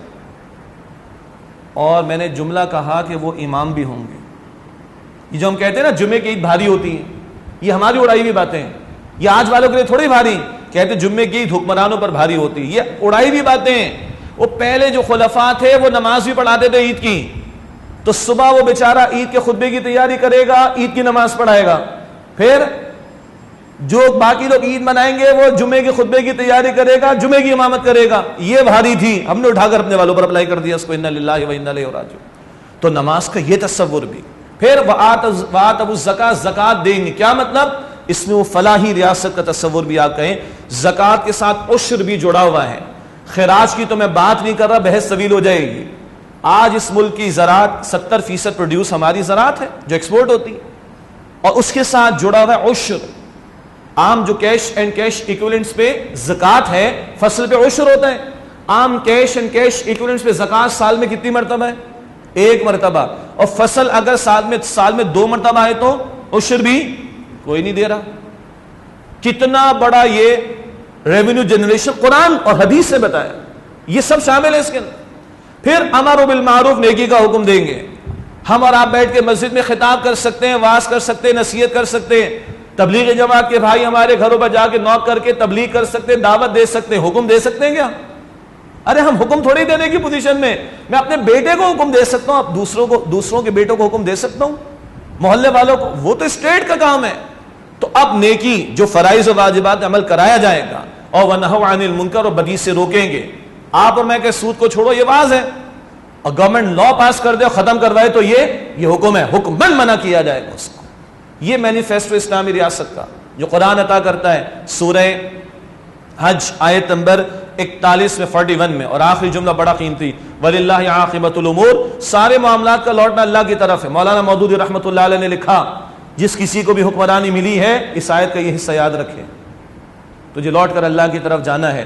مجھے حکمرانی ملی ہے گھر کے افراد پر، 5 افراد 6 افراد 7 افراد جو بھی ہے، میں گھر کا حاکم ہوں. مجھے ایک ادارے کی حکمرانی ملی ہے، میں ادارے کا حاکم ہوں. اور مجھے اگر ایک ریاست کی حکمرانی ملی ہے تو میں ریاست کا حاکم ہوں، میں ذمہ دار ہوں. مجھے کل اللہ کو جواب دینا ہے، لوٹنا ہے. سمجھ آ رہی؟ کو آسان بات ہے؟ اگر کل کا احساس جواب دہی ہو آج ہمارے دلوں کے اندر، یہ 20-21 کروڑ پر حکمراں بننا کوئی آسان کام ہے؟ وَلِلَّهِ عَاقِبَةُ الْأُمُورِ، سارے معاملات لوٹ کر جائیں گے اللہ سبحانہ وتعالی کی طرف. مسجد کا ذکر تھا، جو ریاست اللہ کے پیغمبر علیہ السلام نے قائم فرمائی، مسجد اس کا سیکریٹریٹ. آج کل ایک کانسیپٹ ہے نا ہوم آفس کا، تو رسول اللہ کا تو وہی تھا. اور رسول اللہ کا ہوم اور کیا آفس، سارا کام ہی تھا دعوت دین، اقامت دین کا. تو وہیں فیصلے بھی ہو رہے ہیں، وہیں مشورے بھی ہو رہے ہیں، وہیں قیدی بھی کبھی آ رہے ہیں، وہیں ڈیلیگیشنز بھی کبھی آ رہے ہیں، وہیں انفاق کی اپیل کی جا رہی، وہیں سرایا، یعنی صحابی کو امیر بنا کر جس ایکسپیڈیشن میں بھیجا جاتا تھا وہ سریہ کہلاتا ہے. سریہ کے جمع سرایا.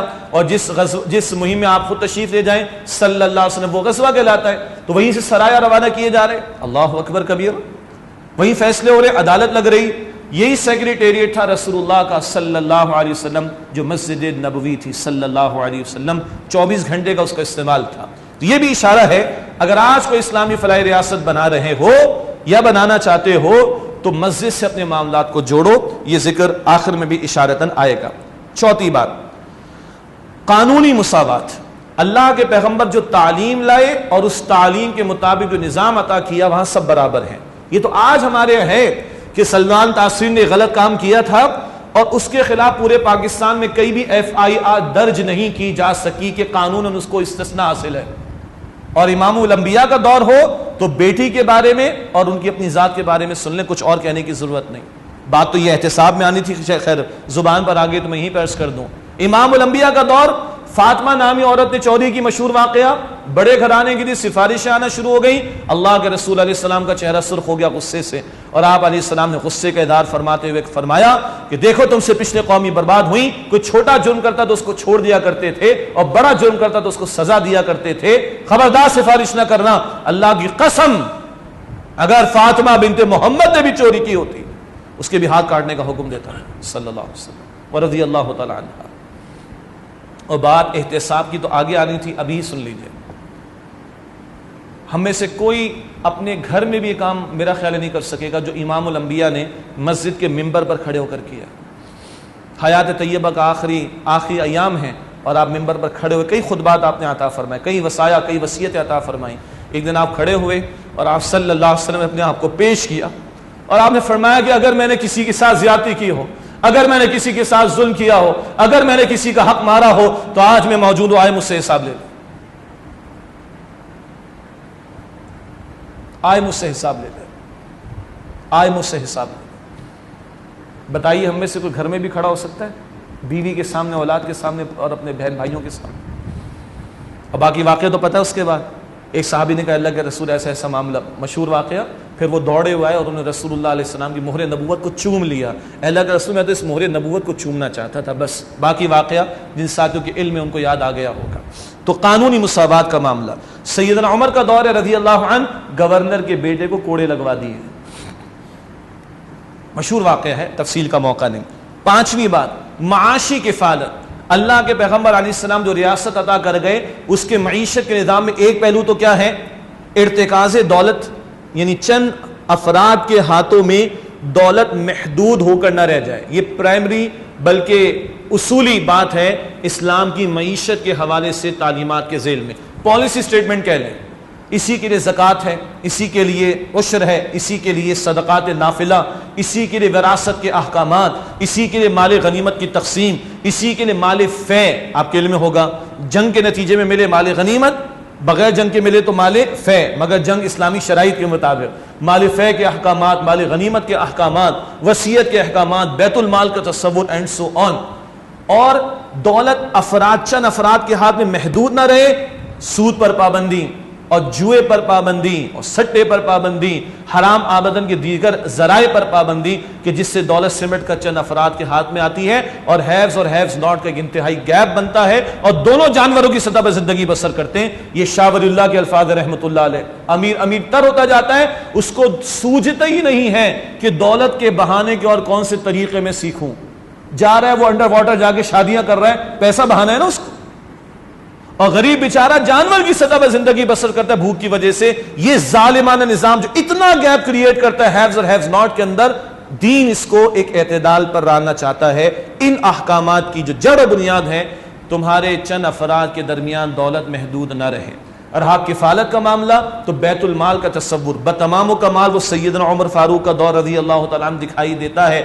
بچہ ایک گھر میں پیدا ہوا, باپ بے روزگار ہے, تو اس بچے کا وظیفہ بیت المال سے, جب تک دودھ پی رہا ہے اتنا وظیفہ, تھوڑا بڑا ہوگا وظیفہ بڑھ جائے گا.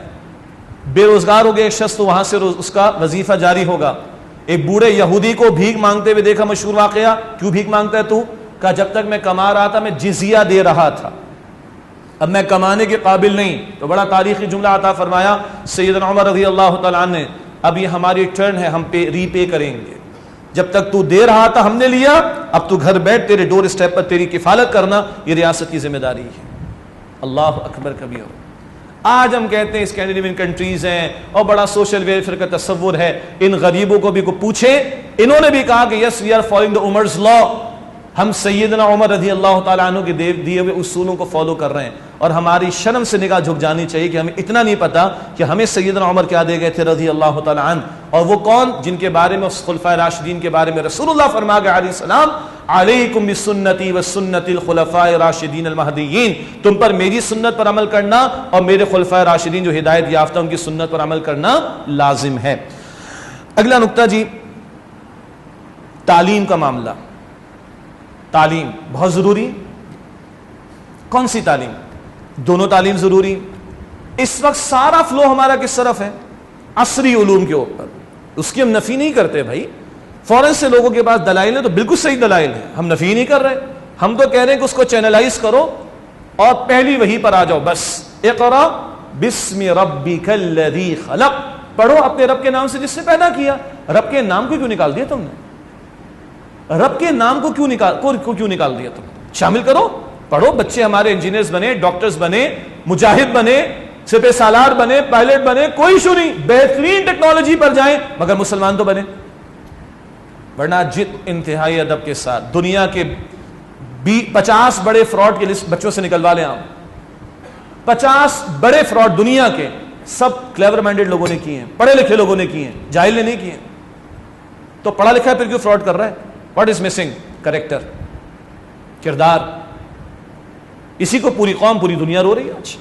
آپ چلیں 10 نکال لیں, top 10 frauds in the world last 10 years کے نکال لیں آپ. میں آپ کو چیلنج دیتا ہوں، ایک جاہل نہیں ملے گا آپ کو اس کے اندر، سارے ویل ایجوکیٹڈ۔ پھر کیا مسئلہ ہے بھائی؟ یہی مسئلہ ہے کہ تم نے تعلیم لی ہے، رب کا نام نہیں لیا ہے۔ رسول اللہ علیہ السلام نے صفہ کا چبوترا بھی بنایا، دین وہیں سے ہمیں ملا ہے، کتاب و سنت کی، کتاب کی ہزاروں آیات احادیث ہزاروں کی تعداد میں وہیں سے ملی ہے ہمیں۔ ہاں رسول اللہ علیہ السلام نے لوگوں کو عبرانی زبان سیکھنے کو کہا، ایک صحابی نے 15 دن میں سیکھی رسول اللہ کی دعا سے ہبریو، جس میں پچھلے اسکرپچرز تھے، تاکہ وہ غلط بیانی کرے تو بتائیں اللہ کے نبی جھوٹ بول رہا ہے، ایسے نہیں اس کی کتاب میں ایسے ہی جھوٹ بول رہا ہے آپ کے سامنے۔ اللہ کے نبی نے دعا دی، صحابی کو 15 دن میں سیکھ لیا آپ نے، کوئی مسئلہ نہیں۔ آپ نے تیر اندازی کو کہا، آپ نے سوئمنگ کو کہا، آپ نے گھڑ سواری کو کہا، تلوار بازی کو کہا، نیزہ بازی کو، کوئی مسئلہ نہیں، یہ سارے فنون بھی سیکھے، مگر اصل اصول اقرا بسم ربک الذی خلق۔ مفت تعلیم، سیدنا عمر کا دور، مفت تعلیم، بنیادی تعلیم مفت، قرآن کا پڑھنا لازم، حتیٰ کہ بدو جو دیہاتوں میں رہتے تھے ان کے لیے تعلیم لازم، کتابت لکھنا آ جائے یہ لازم۔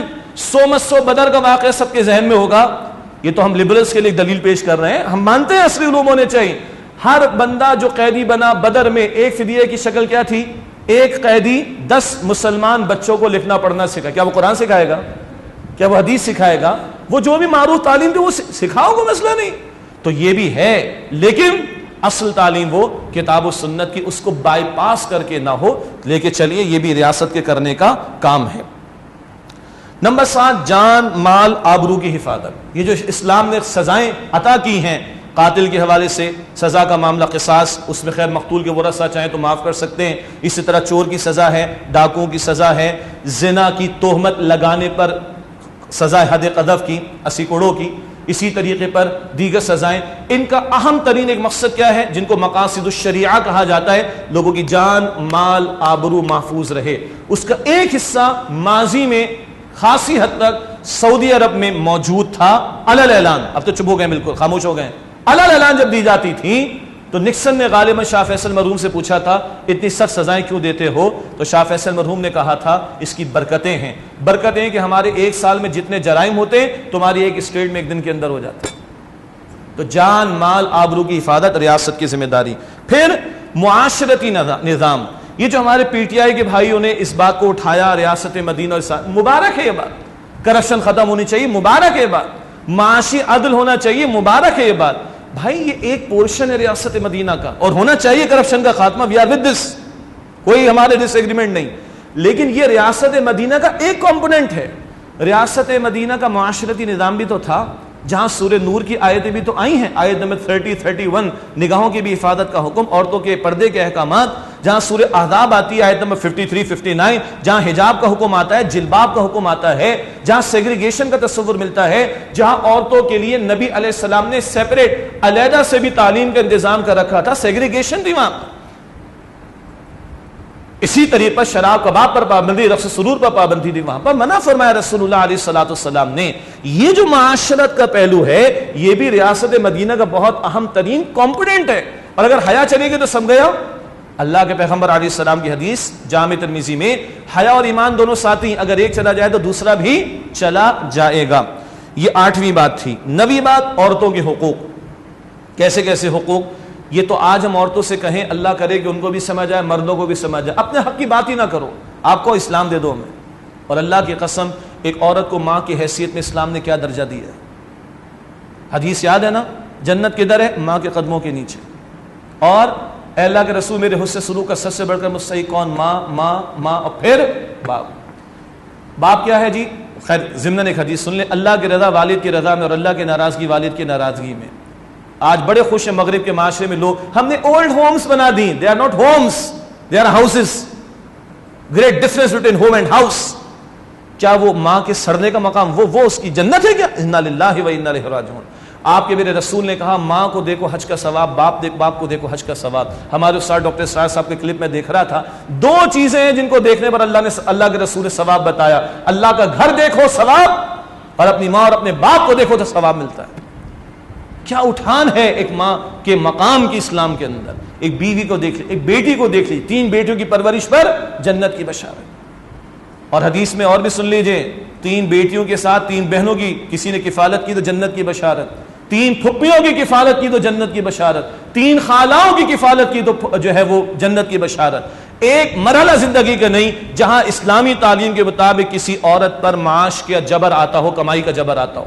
بیٹی ہے تو باپ کی ذمہ داری، بہن ہے تو بھائی کی ذمہ داری، بیوی ہے تو شوہر کی ذمہ داری، شوہر کا انتقال ہو گیا اولاد بیٹوں کی ذمہ داری، بیٹے نہیں تو باپ کی ذمہ داری، باپ نہیں تو بھائیوں کی ذمہ داری، بھائی نہیں تو چچا تایا کی ذمہ داری، وہ نہیں تو دادا کی ذمہ داری، وہ نہیں تو ماموں کی ذمہ داری، وہ نہیں تو نانا کی ذمہ داری، قریبی رشتہ دار، محرم رشتہ دار، وہ نہیں تو اسلامی ریاست کی ذمہ داری. اور اگر اسلامی ریاست نہیں تو امت مسلمہ کی ذمہ داری. کیوں؟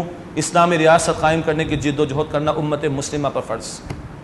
آپ چیک کر لیجئے، یہ ہمارا میدان نہیں. ڈاکٹر ذاکر نائک صاحب اللہ ان کی حفاظت فرمائے، شیخ احمد دیداد مرحوم اللہ ان پر اپنی رحمت نازل فرمائے، یہ ان لوگوں کا میدان ہے. 2/3 میجورٹی آج جو ریورٹ سے کون ہے؟ عورتیں.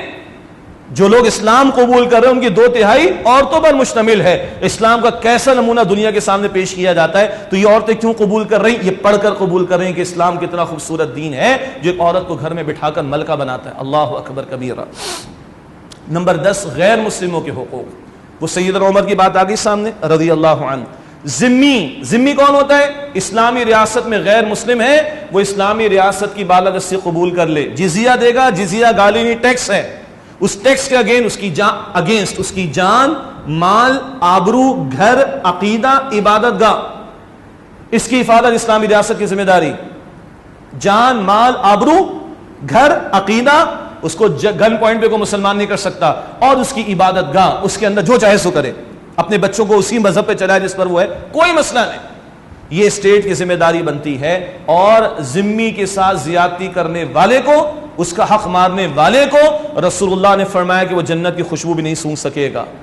ذمی کا حق مارنے والے کو اور زیادتی کرنے والے کو رسول اللہ علیہ السلام نے فرمایا کہ وہ جنت کی خوشبو بھی نہیں سونگھ سکے گا. 11ویں بات جو میں نے لکھی ہے وہ بے لاگ اور بلا معاوضہ انصاف. اسٹیٹ ذمہ دار ہے لوگوں کے معاملات میں نزاع پیدا ہو جائے تو ان کو عدالت تک رسائی ہو اور اپنے فیصلے وہاں سے حاصل کر سکے بلا معاوضہ. یہ تو جیلوں کا سسٹم اتنا بڑا ہم نے پال رکھا ہے، یہاں تو مجرم پلتے ہیں. اسلام کا قانون کیا ہے؟ بھائی ثابت ہو گیا جرم تو سزا دو، اور نہیں تو پھر فارغ کرو. اتنی دیر کے کاروائی کرنی ہے تو کہیں رکھنا پڑے گا. ٹھیک ہے، یہ جو 25 سال مجرموں کو پال رہے ہو، یہ پوری قوم کا پیسہ برباد ہو رہا ہے. ایسا کوئی تصور اسلام کے اندر نہیں ہے. لیکن بہرحال بلا معاوضہ انصاف کی فراہمی حق ہے ریاست کے افراد کا. نمبر 12 آزادی رائے، فریڈم آف اسپیچ. اور بھی اس میں تفصیلات ہیں، ایک ہی بات کافی. ایک بوڑھی اماں کھڑی ہو گئی، راستے میں پوچھ لیا حضرت عمر رضی اللہ تعالیٰ عنہ کو، بلکہ آپ مجھے اجازت دیں اس ماحول کو ذہن میں رکھیں. پکڑ لیا حضرت عمر رضی اللہ تعالیٰ عنہ کو، اے عمر تجھے کس نے اختیار دیا ہے کہ تو عورتوں کے مہر کی اپر لمٹ کو مقرر کرے، جبکہ قرآن قنطارہ ڈھیروں بھی اگر کوئی دے دے اس کا بھی لفظ استعمال کرتا ہے. سیدنا عمر نے، ہاں دنیا کانپتی ہوگی نا ان کے نام سے، سیدنا عمر نے فرمایا کہ اللہ کا شکر ہے جس نے ایک بوڑھی اماں کے ذریعے عمر کو دین سکھا دی. وقت کا حکمراں قانون بنانا چلا ہے اور اس میں پارٹیسپیشن ایک عورت کی. تجھے کس نے حق دیا عمر کہ تو اپر لمٹ کو مقرر کرے؟ چھوڑ دیا اور اللہ کا شکر ادا کیا. اللہ کا شکر کہ جس نے عمر کو ایک بوڑھی اماں کے ذریعے دین سکھا دیا رضی اللہ تعالیٰ عنہ. اور وہ یاد ہے، اے عمر یہ کپڑا کہاں سے آیا آپ کے پاس؟ کس نے پوچھا تھا؟ سلمان فارسی رضی اللہ تعالیٰ. لا نسمع ولا نطیع، نہیں سنیں گے نہیں مانیں گے آپ کی بات. کیوں نہیں مانیں گے؟ یہ کپڑا اتنے میں تو، جو کپڑا ہم لوگوں کو ملا اتنے میں تو آپ کا لباس نہیں بن سکتا تھا. ماشاءاللہ صحت مند تھے سیدنا عمر. اچھا یہ نہیں کہا چلو اس کو اٹھا کے لے جا کے قید کر دو، غائب کر دو، اس کو اٹھا لو، اس کو مسنگ پرسن میں شامل کر دو. نو. بیٹے سے کہا عبداللہ آپ جواب دو. بیٹے نے کہا میں نے اپنے حصے کا کپڑا ابا جان کو دیا، تب وہ ملا کر ان کا جوڑا بنا. تو سلمان فارسی فرما رہے رضی اللہ تعالی الان نسمع و نطیع، اب ہم سنیں گے، ہم اطاعت کریں گے. Freedom of speech. نمبر 13 احتساب، اکاؤنٹیبلٹی جسے کہا جاتا ہے. اللہ کے رسول کا واقعہ تو میں نے آپ کو سنا دیا، ایک ہی واقعہ بس، اور بلکہ ایک پورا ایک اصول. سیدنا عمر نے بڑا کام آسان کیا. جب کسی کو حکومتی اہلکار بنایا جا رہا ہے، اس کو جاب دی جا رہی ہے، ہاں بھائی کتنا ہے تمہارے پاس، کتنی گاڑیاں، کتنے بنگلے، کتنے گھر، کتنا یہ کتنا وہ، لکھو، سارے اکاؤنٹ جمع کرا دو. یہ پرسنل فائل میں چلا گیا ڈیٹا میں. اب ان کو معزول کیا جا رہا ہے، ریٹائرمنٹ ہو رہی ہے، جو بھی. آؤ بھائی صاحب آج آپ کے پاس کیا ہے ذرا شو کریں. یہ تھا اور اب آپ کے پاس یہ ہے. ڈفرنس یہ ہے، کہاں سے بنایا آپ نے؟ یہ سیدنا عمر نے پورا اس کا اصول عطا فرمایا. نمبر 14 ریاست مدینہ میں نظام عبادات بھی تھا، اور مسجد کے امام بھی کون تھے؟ جو اسٹیٹ کے امام تھے، امام الانبیاء صلی اللہ علیہ وسلم. ہاں، سیدنا عمر، سیدنا صدیق اکبر، یہی حضرات امام بھی تھے. اللہ اکبر کبیرہ. بہت بھاری ذمہ داری اگر آج کوئی اسلامی ریاست کا حکمراں یا اس کے ذمہ داران پورے ملک کے اندر کہیں موجود ہوں. اور 15ویں باب احساس ذمہ داری اور فکر آخرت. واقعہ تو میں نے سنا دیا، اللہ کے رسول نے خود اپنے آپ کو پیش کر دیا صلی اللہ علیہ وآلہ وسلم کہ آؤ مجھ سے بدلہ لے لو. سیدنا عمر کا مشہور واقعہ، رات کو گشت کرتے تھے، یاد آیا ایک گھر سے بچوں کے رونے کی آواز آ رہی تھی، یاد آیا اناج بیت المال کے گوڈاؤن سے لے کر آئے، یاد آیا خادم نے کہا کہ میں اٹھا لوں، کیا فرمایا؟ کیا تو میرا بوجھ قیامت کے دن اٹھائے گا؟ اللہ اکبر. پھر گئے وہ اس ماں کے پاس، کھلاؤ بچوں کو کھانا تیار، کہا آپ چلے جائیے میں تیار کرتی ہوں. کہا نہیں، میں نے جن بچوں کو روتے ہوئے دیکھا اب میں ان کو ہنستے ہوئے دیکھنا چاہتا ہوں، میں ان کو ہنستے ہوئے دیکھنا چاہتا ہوں. اور وہ چولہا جل رہا تھا، عمر اپنے رضی اللہ عنہ اپنا چہرہ قریب، عمر اس آگ سے تجھے کیسے بچنا ہے، اس آگ سے تجھے بچنا ہے، کیسے بچنا ہے، اپنی ذمہ داری کا خیال کر. سیدنا علی بات کی بات ہے، وہ کوفہ میں تھے رضی اللہ عنہ، بیت المال سے جب سامان نکل جاتا 2 رکعت ادا کرتے. یومئذ تحدث اخبارها، اس دن زمین اپنی خبریں بیان کرے گی، ہے نا سورہ زلزال میں. 2 رکعت ادا کرتے، زمین سے خطاب کرتے، تو گواہ رہے، تو گواہ رہے، رب نے میرے کاندھوں پہ ذمہ داری ڈالی، اس کو میں نے ادا کیا ہے. یہ ریاست مدینہ کے موٹے موٹے خد و خال میں نے آپ کے سامنے رکھے ہیں. وقت مجھے پتا ہے کہ خاصا ہو گیا، تو میں کوشش کرتا ہوں کہ اگلے 7 منٹ میں تیزی سے گفتگو مکمل کر لوں. 1 گھنٹے کا میں نے آپ سے وعدہ کیا تھا، شاید 2 منٹ اوپر ہو جائیں گے. اب آئیے پاکستان. 70 برس پہلے ہم نے اللہ کے نام پر اس ملک کو حاصل کیا، اور ہمارے اس ملک کا خواب دینے والے اقبال اور معمار پاکستان محمد علی جناح قائد اعظم مرحوم، وہ کلیئر تھے اس بارے میں. اقبال کی شاعری بہت کلیئر ہے. الزام تراشی تو لوگوں نے اقبال پر بھی کی ہے، لوگوں نے نبیوں کو نہیں چھوڑا، باقی کسی کی حیثیت ہے. لیکن بہرحال ہم سب کلیئر ہیں کہ اقبال کا ویژن کیا تھا. اقبال نے قائد اعظم کو خطوط لکھ کر بھلوایا ہے، کہا میں نے جہاں تک غور کیا ہمارے مسائل کا حل سوائے اسلامی شریعت کے کہیں اور نہیں، مگر یہ شریعت اپنا نفاذ چاہتی ہے اور اس کے لیے خطہ زمین ہمارے پاس ہونا ضروری ہے. الہ آباد کا خطبہ اگر ایسا ہو گیا تو ہمیں اسلام کی صحیح تصویر، جس پر ملوکیت کے دور میں پردے آگے وہ پردے ہٹا کر اسلام کی صحیح تصویر پیش کرنے کا موقع مل جائے گا. قائد اعظم سے پوچھا گیا آپ کا کانسٹیٹیوشن کیا ہوگا؟ بہت سارے اسٹیٹمنٹس ہیں، ریکارڈ پر موجود ہیں. ایک وہ 11 اگست کی تقریر کا ایک جملہ ڈیبیٹیبل اگر ہے، بنا دیا گیا ہے، تو اس کی بات کی 200 تقاریر موجود ہیں. اگر وہ 47 کا ہے تو 48 جنوری 25 کا قائد اعظم کا اپنا خطاب موجود ہے. مجھے سمجھ نہیں آتی لوگ کیوں اس طرح کا جو ہے وہ تاثر دینا چاہتے ہیں کہ پاکستان میں شریعت اسلامی قائم نہیں ہوگی. میرے نزدیک آج بھی اسلامی اصول اسی طرح ویلڈ ہیں جیسے 14 صدیوں پہلے ویلڈ تھے. اللہ اکبر. یہ 25 جنوری 1948 کا خطاب ہے قائد اعظم کا. ان کے آخری ایام ڈاکٹر ریاض علی شاہ ان کے پرسنل معالج تھے، انہوں نے اس کو نقل کیا. 1988 کا جنگ اخبار بھی موجود ہے، ریکارڈ پر موجود ہے. ان کے ذاتی وہ ڈاکٹر معالج تھے، وہ کہتے ہیں ہمارے کانوں میں جو آخری لمحات پہ باتیں پہنچی ان میں یہ خطاب بھی ہے، یہ اسٹیٹمنٹس بھی قائد اعظم کے تھے کہ دیکھو میرا یہ ایمان ہے کہ پاکستان رسول اللہ صلی اللہ علیہ وسلم کا روحانی فیضان ہے، ریاست مدینہ کی نسبت رسول اللہ علیہ السلام. اور اب یہ ہمارا فرض ہے کہ خلافت راشدہ سے اصول لیں اور عہد حاضر کی اسلامی فلاحی ریاست دنیا کے سامنے پیش کریں. اور ہم کراچی میں رہنے والے، ہم میں سے اکثر اپنے آپ کو مہاجر کہتے ہیں. ٹھیک ہے بھائی، کاہے کو ہجرت کی تھی؟ آج بھی ہمارا بچہ اسکول میں 4تھی جنریشن آ گئی ہے. 4تھی جنریشن کا بچہ بھی اگر جا رہا ہے تو کیا پڑھتا ہے؟ پاکستان کا مطلب کیا؟ لا الہ الا اللہ. یہ کلیئرٹی ہے. میں مثبت ہی پہلو آپ کے سامنے رکھنا چاہ رہا ہوں. الحمدللہ 1949 میں ہم نے قرارداد مقاصد پاس کر دی، آبجیکٹو ریزولوشن 1949. آج بھی وہ کانسٹیٹیوشن کے پریمبل کے اندر موجود ہے. آرٹیکل 2A وہ قرارداد مقاصد آج بھی موجود ہے، اور وہ وہی ہے جو اصولی بات میں نے آپ کے سامنے رکھی تھی، جو سورہ حجرات کی پہلی آیت کا حاصل کیا؟ اپنے معاملات کو اللہ اور اللہ کے رسول سے آگے نہ بڑھاؤ.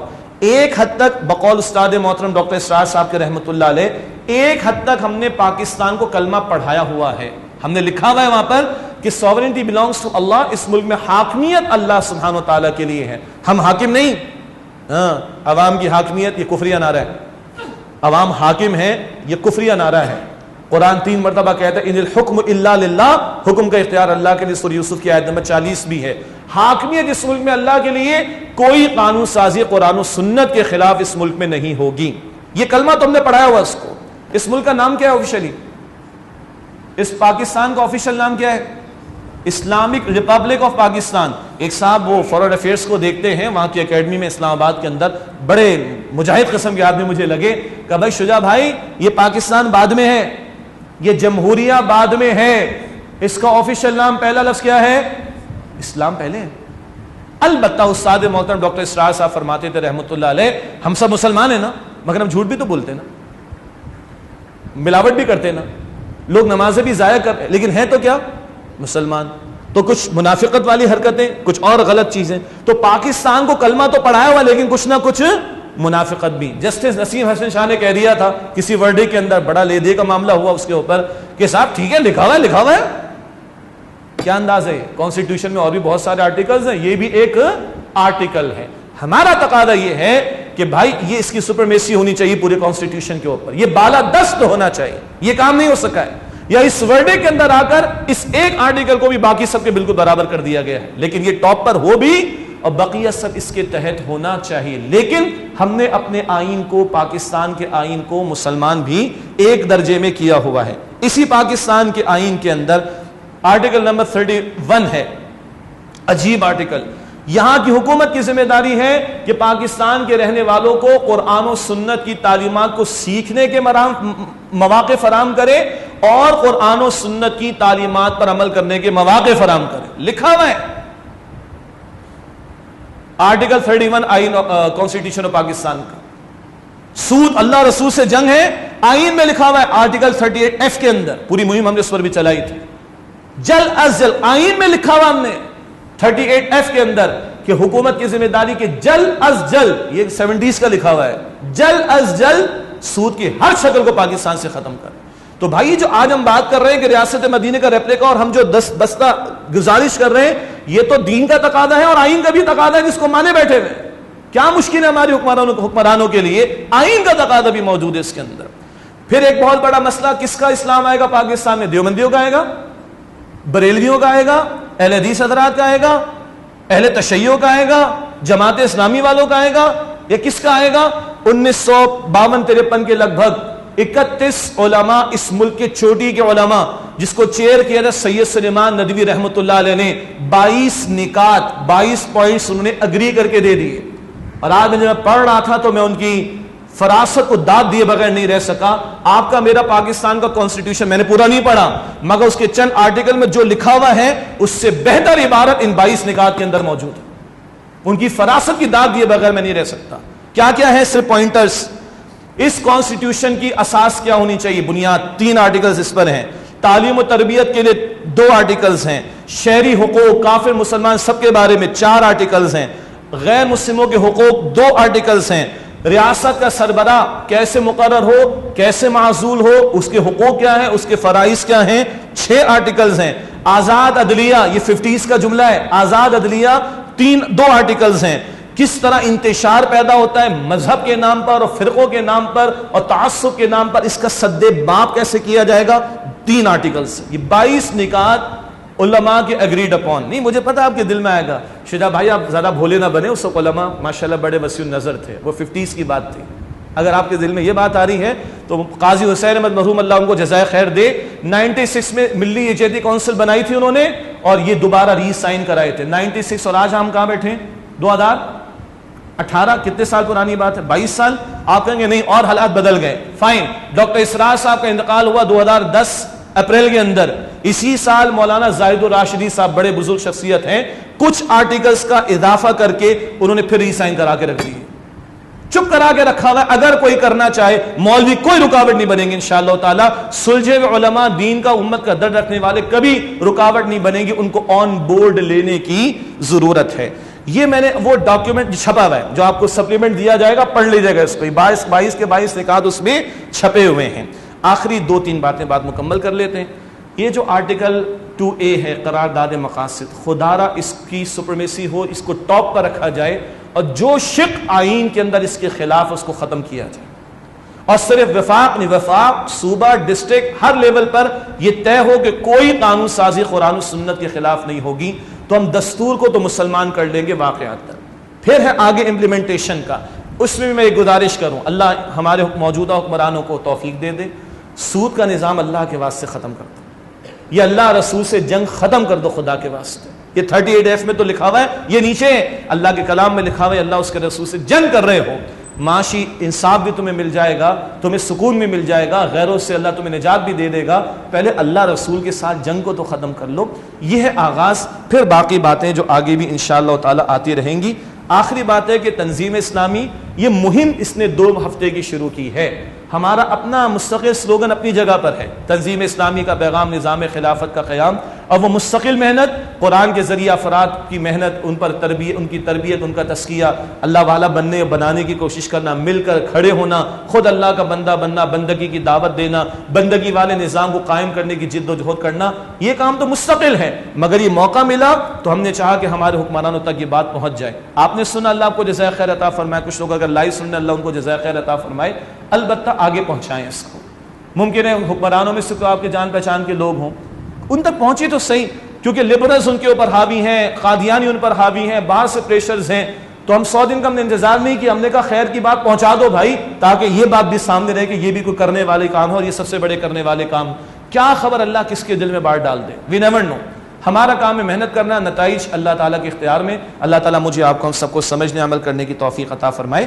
وآخر دعوانا ان الحمد للہ رب العالمین.